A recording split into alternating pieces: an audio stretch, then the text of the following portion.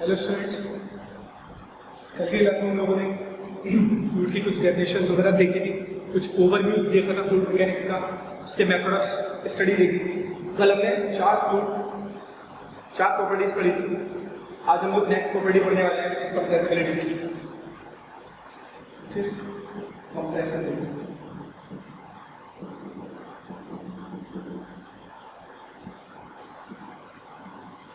Compressibility में क्या है,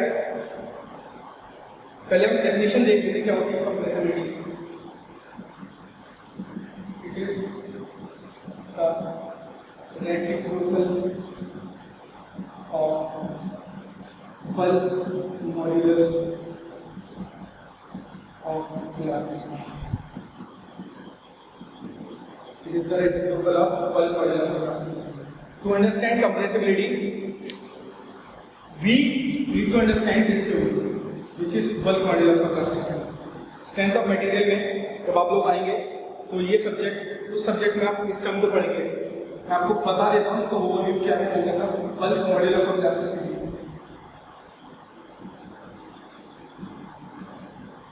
इसको रिप्रेजेंट करते हैं हम लोग K से, और इसको लिखते हैं stress upon volumetric strain. Volumetric strain. देखिए, इसको समझने के लिए हम लोग एक डायग्राम, मैं आपको एक डायग्राम ड्रॉ करती हूँ।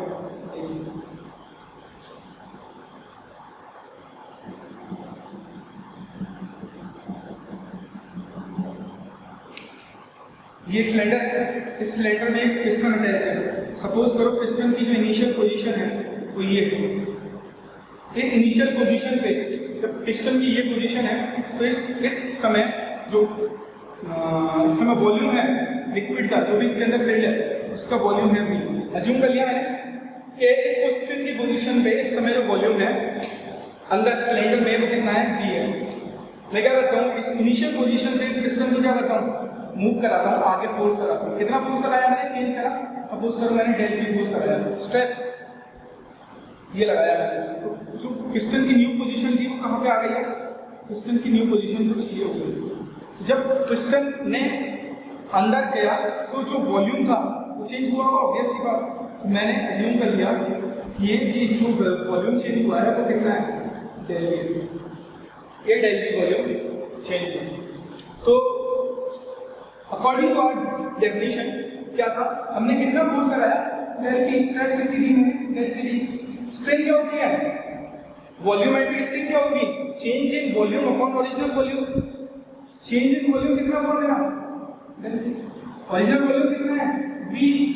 चेंज इन वॉल्यूम नेगेटिव है या पॉजिटिव है, चेंज इन वॉल्यूम आपको दिख रहा है नेगेटिव हो रहा है, रिड्यूस हो गया है वॉल्यूम। तो according to bulk modulus of elasticity ये मेरा एक्सप्रेशन निकल के आया, which is del P over V। Change in stress upon volumetric strain. Stress कितनी लगाई मैंने, फोर्स कितना लगाया, इतना लगाया मैंने, डेल P। उसकी वजह से वॉल्यूम चेंज कितना हुआ, dV। ओरिजिनल कितना था, V। वॉल्यूम चेंज कितना हुआ, नेगेटिव हुआ, तो इसलिए ये एक्सप्रेशन हुआ। ठीक है। अब कंप्रेसिबिलिटी के लिए मुझे चाहिए डेंसिटी में रिलेशन, बट यहाँ पे जो रिलेशन मिल रहा है मुझे वो वॉल्यूम में मिल रहा है। तो एक इक्वेशन हम लोगों ने पढ़ी है क्या, M is equals to rho into V। M is equals to rho into V। मैं क्या कर दूंगा, इसको डिफरेंशिएट कर दूंगा। I will differentiate this, differentiate करूंगा तो मुझे पता है mass can never be created not destroyed. तो डिफरेंशिएशन ऑफ मास कितना होगा, 0। यहाँ पे कर लेंगे रो, इससे क्या होगा, V है dV प्लस D ऐसे ही 0। दोनों वेरिएबल्स हैं, तो वेरिएबल्स है तो डिफरेंशिएट होंगे। क्या करेंगे, minus rho dV is equals to V into del V। ठीक है, इसको अरेंज कर लेंगे, माइनस dV अपॉन V क्या हो जाएगा, इधर क्या हो जाएगा, V रो अपॉन रो। अब आप देखिए मैंने क्या किया, इसको इस एक्सप्रेशन को यूज करना है मुझे, क्योंकि यहाँ पे मेरा क्या था, minus del V over V। अब मैं इसको इस एक्सप्रेशन को यूज करके मैं इसको सब्स्टिट्यूट कर सकता हूँ। तो फाइनली जो मेरा बल्क मॉड्यूलस ऑफ इलास्टिसिटी अब क्या बन जाएगा, अब मैं इसको रिमूव कर दूंगा, डेल V ओवर V, और इसकी जगह मैं क्या पुट कर दूंगा, डी रो अपॉन, ठीक है, ये हो गया bulk modulus of elasticity.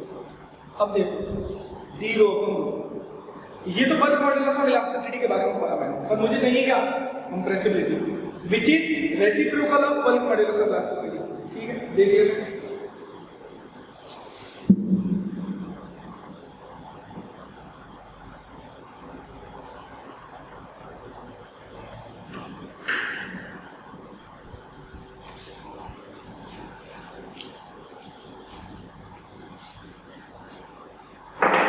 Bulk modulus of elasticity, ये हो गया हमारा। अब वो क्या था, बल्क मॉड्यूलस ऑफ इलास्टिसिटी क्या था, बीटा, इसको मैंने बीटा से रिप्रेजेंट किया है। मैंने अभी के निकाला था which is bulk modulus of elasticity.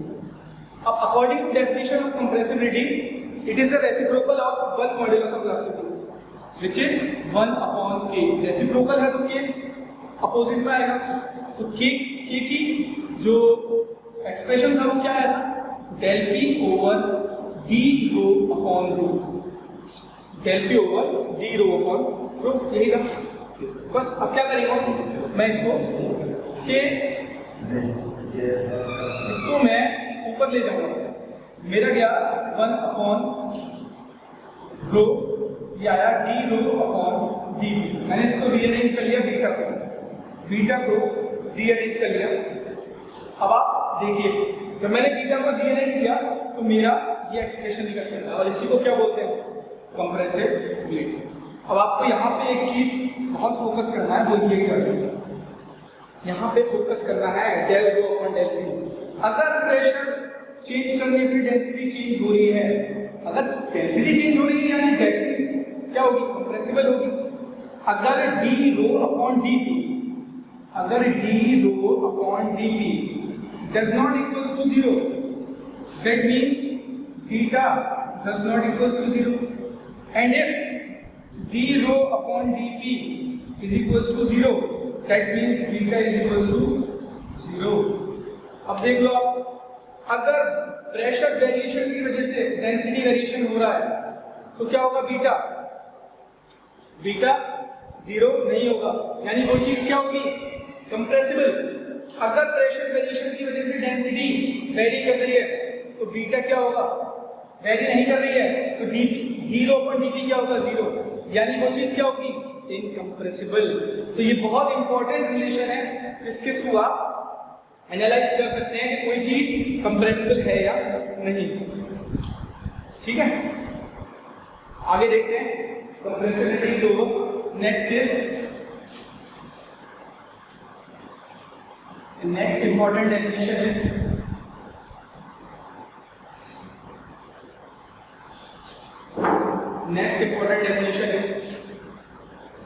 viscosity।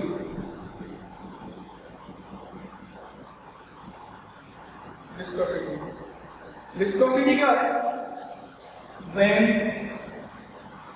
two adjacent layers of fluid are in relative motion, then they resist the motion of each other, and such a phenomenon is called as viscosity। इसकी वजह यही एक internal resistance है, यही वो cause है जिसकी वजह से क्या हो रहा है, वेलोसिटी ग्रेडियंट बनेगा। बताऊंगा आगे वेलोसिटी ग्रेडियंट क्या होता है। इसकी वजह से ये एक लेयर दूसरे लेयर की मोशन को रेजिस्ट करेगी। तो मैं कह सकता हूँ विस्कोसिटी हुआ क्या, ये क्या हुआ, resistance to flow, resistance to flow, या क्या कह सकता हूँ इंटरमॉलिक्यूलर रेजिस्टेंस, इंटरमॉलिक्यूलर रेजिस्टेंस भी बोल सकता हूँ। ठीक है, कुछ भी बोल दो, ये चीज दोनों चीजों का मतलब सेम ही है, एक दूसरे की मोशन को रेजिस्ट करते हैं। और ये रेजिस्ट किसकी वजह से करते हैं, इंटरनल रेजिस्टेंस की वजह से। वो रेजिस्टेंस किसकी वजह से आता है ये हम पढ़ेंगे आगे, बट आपको ये याद रखना है कि विस्कोसिटी होती क्या है, रेजिस्टेंस टू फ्लूइड या फिर इंटरनल रेजिस्टेंस। ठीक है, देख लेते हैं अब ये रेजिस्टेंस आता कैसे है। पहले देखते हैं लिक्विड में, फिर देखते हैं गैसेस में। सबसे पहले देखते हैं लिक्विड में। लिक्विड में कैसे आ रहा है, देखिए लिक्विड में एक आपने टर्म पढ़ी होगी कोहेजन। कोहेजन क्या होता है, कोहेजन होता है attraction force between same molecules. This is the main cause for internal resistance और विस्कोसिटी इन लिक्विड्स। कैसे, सपोज करो दो लेयर्स हैं, ये दो लेयर्स हैं, इन दोनों लेयर्स में बहुत सारे फ्लूइड पार्टिकल्स होंगे, आपको पता है बहुत सारे, दोनों लेयर्स में फ्लूइड पार्टिकल्स होंगे। अब क्या करेंगे, ये फ्लूइड पार्टिकल्स कोहेजन की वजह से एक दूसरे की तरफ क्या होंगे, अट्रैक्ट होंगे।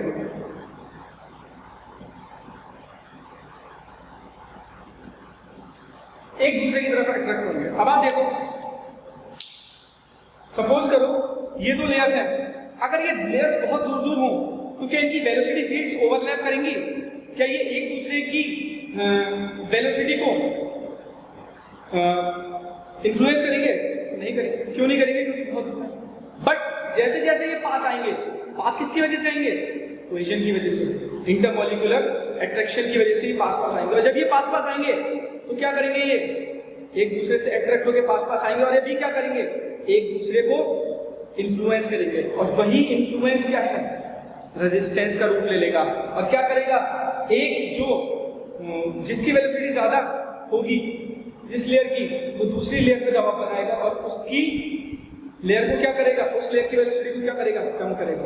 और यही फिनोमेना है विस्कोसिटी का इन लिक्विड्स। अब आते हैं गैसेस में। गैसेस में क्या होता है, गैसेस में एक टर्म है random motion. Random motion, gas के पार्टिकल्स क्या होते हैं, रैंडम मोशन की वजह से एक दूसरे से जिगजैग मोशन में एक दूसरे से टकराते हैं। क्या करते हैं, टकराते हैं, यानी कोलाइड करते हैं। जब कोलिजन होगा तो कोलिजन होगा तो हीट जनरेट होगी, ऑब्वियसली बात है, कोलिजन होगा तो हीट जनरेट होगी। और यही हीट क्या होगी, इंटरमॉलिक्यूलर रेजिस्टेंस का रूप लेगी। इंटरमॉलिक्यूलर रेजिस्टेंस है, और यही रेजिस्टेंस क्या होगा गैसेस में, एक रीजन बनेगा जिसका फ्लो को डिस्टर्ब करने का दूसरे एक दूसरे की। इसी की वजह से गैसेस में क्या आएगा, रेजिस्टेंस आएगा, जिसको क्या बोलते हैं, इंटरनल रेजिस्टेंस या विस्कोसिटी। तो हमने दोनों रीजन पढ़ लिए हैं कि लिक्विड्स में विस्कोसिटी का क्या रीजन है, क्यों हो रहा है ये इंटरनल रेजिस्टेंस लिक्विड में, और गैसेस में भी पढ़ लिया क्यों हो रहा है। तो दोनों हमने रीजन पढ़ लिए। फटाफट आप इसको नोट कीजिए, मैं नेक्स्ट डेफिनेशन आपको बताता हूं।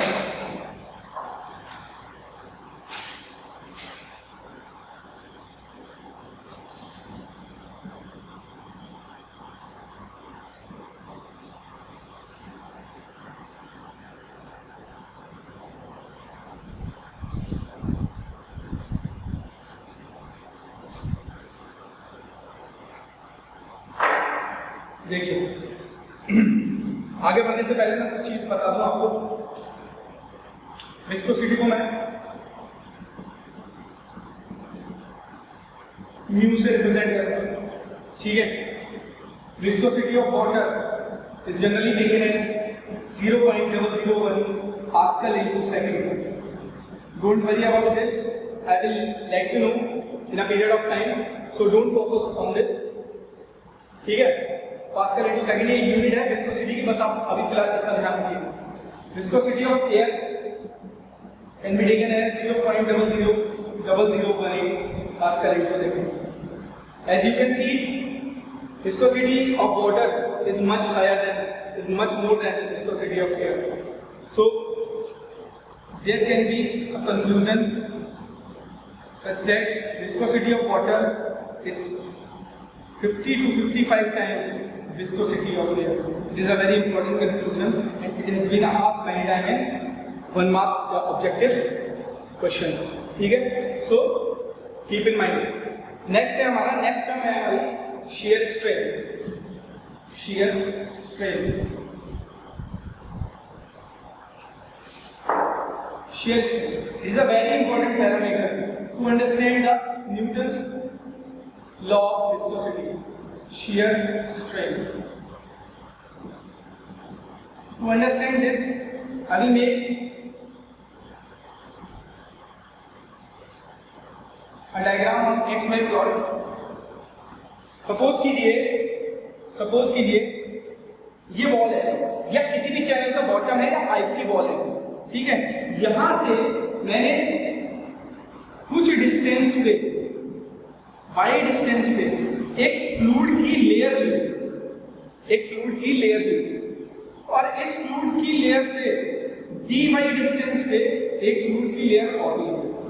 अब आपको पता है अकॉर्डिंग टू विस्कोसिटी कि जब दो फ्लूइड की लेयर बहुत पास एडजेसेंट होती हैं, then they resist the motion of each other.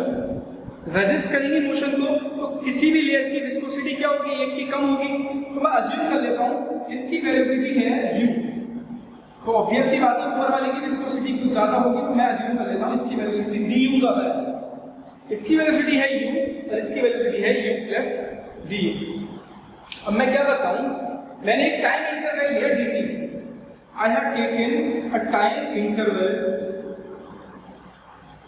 dt. इस dt टाइम इंटरवल में distance covered by both these fluid layer, मैं इसको एनालाइज कर लूं। Distance covered by this layer would be क्या हो जाएगी, u into dt। चाल बराबर दूरी बटे समय, तो दूरी बराबर क्या हो जाएगा, चाल into समय, time velocity into time is equal to distance, ठीक है। इस dt इंटरवल में इस फ्लूइड लेयर ने कितनी डिस्टेंस कवर की, u into dt। इस लेयर ने कितनी कवर की होगी, u into dt plus du into dt, ठीक है। देखो इतनी लेयर तो इसने भी कर, इतनी डिस्टेंस तो इसने भी कवर की और इसने भी, एक्स्ट्रा किसने कवर किया, इसने कवर किया। मैं इसको एक ग्राफ की सहायता से सपोज करो ये डिस्टेंस नीचे वाली कवर्ड डिस्टेंस है u into dt, नीचे वाली लेयर ने डिस्टेंस कवर की u into dt। इतनी लेयर को ऊपर वाली लेयर ने की है u into dt, बट ऊपर वाली लेयर ने थोड़ी सी डिस्टेंस और कवर की है, कितनी, du into dt, ठीक है। du into dt को कवर किया। अब मैं इसको क्या करूंगा, ये जो du into dt distance cover की है, ये कितनी वर्टिकल डिस्टेंस में की है, dy डिस्टेंस में। तो ये जो एंगुलर डिफॉर्मेशन है, इसी एंगुलर डिफॉर्मेशन को बोलते हैं shear strain। This angular deformation is called shear strain। अब आप ट्रिग्नोमेट्री लगा के इसको आराम से फाइंड कर सकते हैं। tan d theta is equals to क्या हो जाएगा, du into dt divide by dy। Since d theta is very small, d theta बहुत ज्यादा स्मॉल है, तो tan theta can be written as d theta। tan theta can be written as d theta, du into dt upon dy। This whole term is termed as shear strain, ठीक है।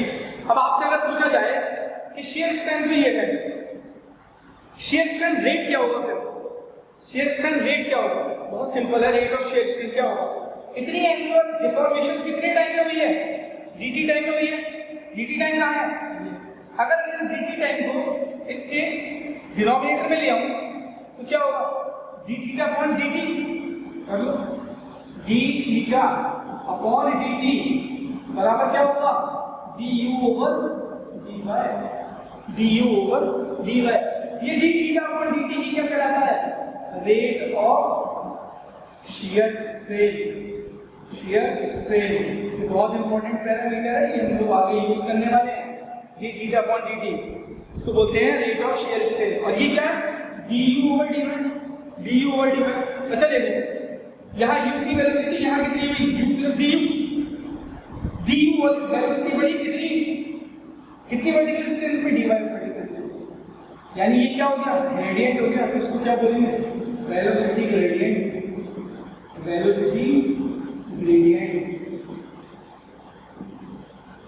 ठीक है। इतना हो गया, नेक्स्ट करते हैं, फटाफट इसको नोट कीजिए।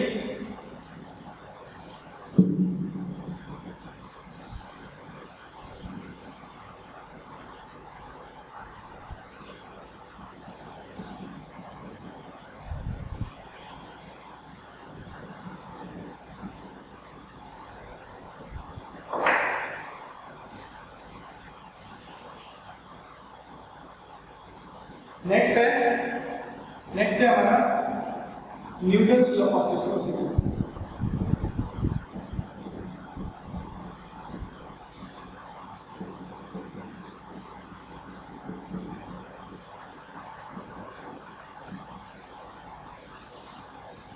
According to this law,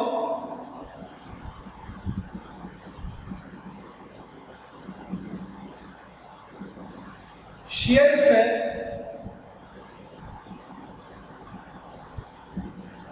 on a layer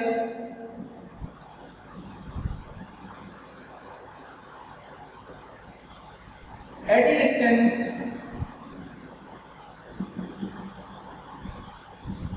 y from the wall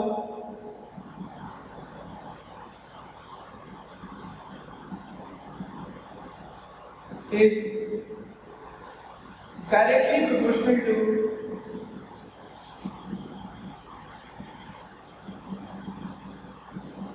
rate of shear strain।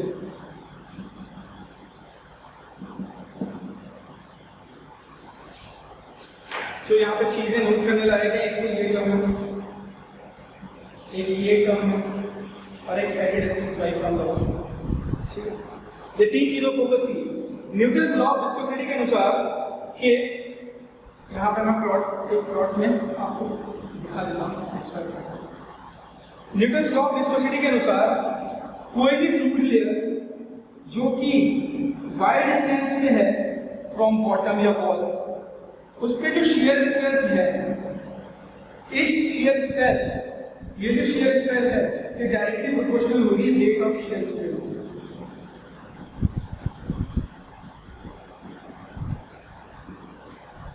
According to Newton's law of viscosity, shear stress on any fluid layer or any particular layer which is at a distance y from the wall is directly proportional to rate of shear strain। अभी just कुछ देर पहले मैंने आपको बताया था ये shear strain क्या होता है, d theta upon d। It can also be written as du upon dy, क्योंकि अभी जो रिलेशन में आता है ना क्या था, d theta upon dt is equals to du upon dy। as simple as that। तो ये हो गया तो is equals to du upon dy। अब जब मैं प्रोपोर्शनलिटी का साइन हटाऊंगा, अब now I am removing that proportionality sign, then here comes a parameter mu du over dy। This parameter mu is termed as coefficient of viscosity or absolute viscosity or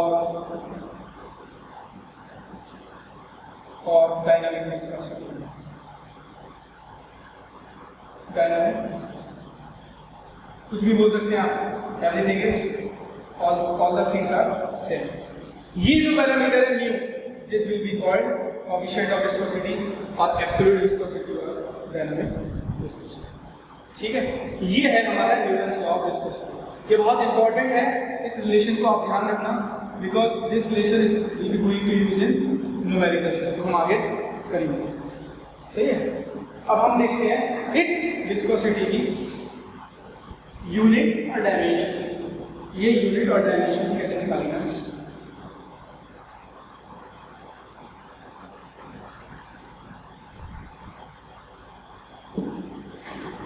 next term is dynamic viscosity. Dynamic viscosity क्या बताया था मैंने, किससे represent करते हैं इसको? Mu से represent करते हैं। रिलेशन क्या था मेरा? Tau is equals to mu d u over d y. चाहिए क्या मेरे को? म्यू। म्यू विल बी क्या हो जाएगा? टॉ d u over d y. तो क्या था? Shear stress. और स्ट्रेस क्या होता है? Sigma is equals to P upon A. Stress क्या होता है? Force upon area. Force upon area d u over d y. ये क्या है भाई? ये क्या है? वेलोसिटी। ये क्या है? डिस्टेंस। और ये क्या है? ये क्या है? स्ट्रेस। और स्ट्रेस क्या होता है? Force upon area. एफ बराबर क्या होता है भाई? एफ बराबर होता है एम क्या होता है? केजी में। एम क्या होता है? Mass into acceleration. मास क्या है? एम एल टी माइनस 2 कर दो, M L T minus 2 upon area क्या होगा? L square. स्ट्रेस क्या होगा? M L minus 1 T minus 2। Velocity किसमें है? वेलोसिटी किसमें है? मीटर पर सेकंड में होती है। और डिस्टेंस किसमें होती है? मीटर से मीटर क्या हो जाएगा? कैंसिल, बचेगा क्या? 1 अपॉन सेकंड। इसको क्या लिख सकते हैं? 1 अपॉन टी क्या लिख सकते हैं? टी इनवर्स लिख सकते हैं ना। म्यू क्या हो गया? M L minus 1 T minus 2 upon T minus 1 क्या हो गया? M L minus 1 T minus 1 लिख सकते हैं। क्या हो गया? M L minus 1 T minus 1। यानी यूनिट क्या हो गई? KG upon metre into second. ये हो गई हमारी डायनामिक विस्कोसिटी की यूनिट। ठीक है, ये किसमें है पर? एमकेएस में है, याद रखना है आपको। This unit is in MKS. अच्छा, इसको डायरेक्टली लिख सकते हैं ना। स्ट्रेस किसमें होती है? पास्कल में। ये किसमें है? मीटर पर सेकंड में। और ये किसमें है? मीटर में। मीटर से मीटर कैंसिल, सेकंड ऊपर क्या क्या हो गया? Mu is equals to pascal into second. यही यूनिट समय मैं बता रहा था आपको। म्यू को और क्या लिख सकते हैं? Pascal into second, KG upon metre into second. ठीक है, ये हो गया।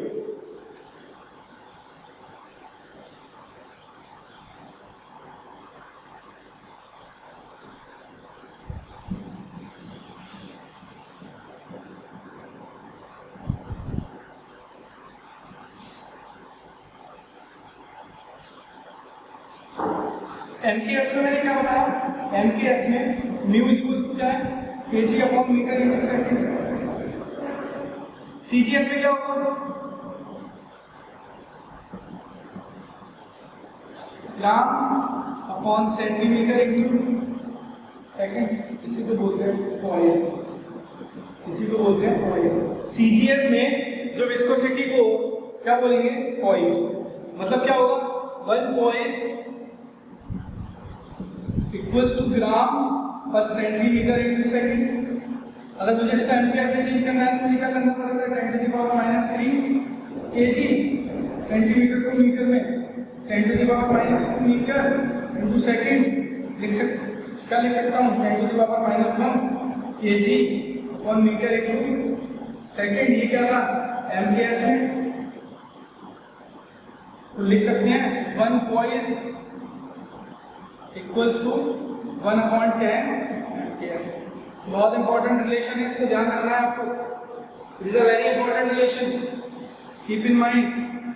बहुत बार एग्जाम में यूज होगा ये सीजीएस में है पॉइस। 1 पॉइस बराबर क्या था? ग्राम अपॉन सेंटीमीटर इनटू सेकंड। मैंने उसको क्या किया? रिवर्स किया और फाइंड कर लिया एक relation between MKS and CGS. Next class में हम लोग